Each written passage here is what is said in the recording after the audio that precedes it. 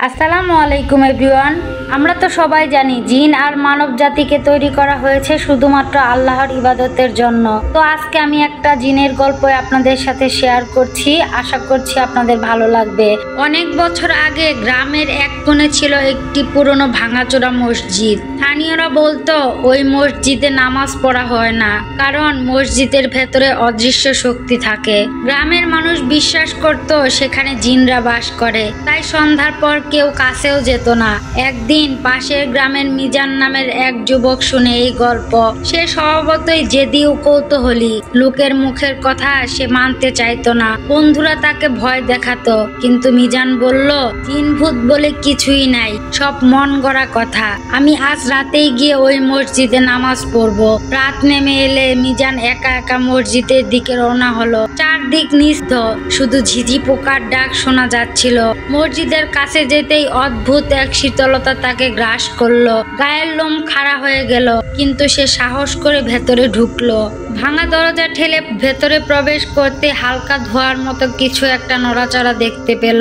মিজান চোখ কসলালো, ভাবলো হয়তো কুয়াশা, কিন্তু মুহূর্তেই সে শুনলো অদ্ভুত এক ফিসফিসানি। তুমি কেন এখানে এলে? চারপাশে কেউ নেই, অথচ স্পষ্ট কণ্ঠে শব্দ ভেসে আসছে। মিজানের গলা শুকিয়ে গেল।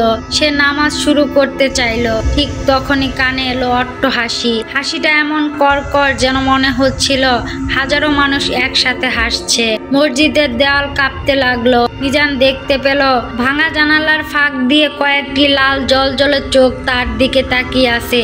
ভয় আর কৌতূহলের লড়াইয়ে সে সাহস করে নামাজে দাঁড়ালো। আল্লাহর নাম উচ্চারণ করতেই হঠাৎ সব শব্দ থেমে গেল। চারপাশ একদম শান্ত হয়ে গেল।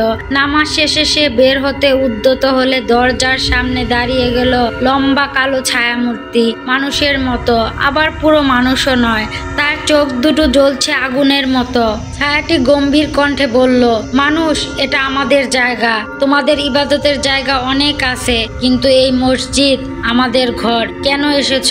মিজান কাপা গলায় বলল, আমি শুধু প্রমাণ করতে চেয়েছিলাম তোমাদের মতো কিছুরই অস্তিত্ব নেই। মূর্তিটি চিৎকার করে উঠল, আমরা আসি, আদিকাল থেকেই আসি। তবে যারা আল্লাহর নাম নেয় তাদের আমরা ক্ষতি করি না, কিন্তু অহংকার করলে ধ্বংস করি। এ কথা বলে ছায়াটি মিলিয়ে গেল।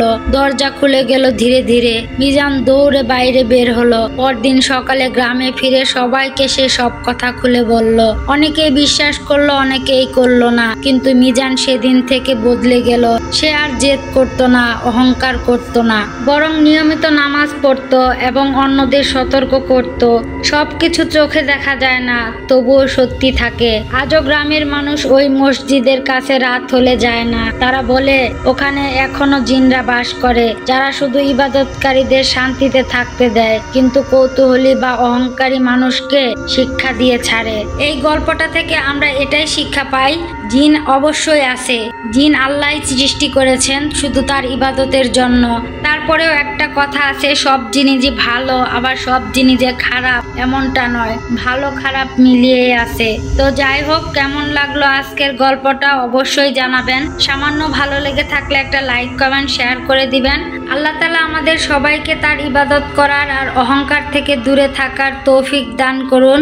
সকলের সুস্থতা কামনা করে বিদায় নিয়ে নিচ্ছি। আল্লাহ হাফেজ।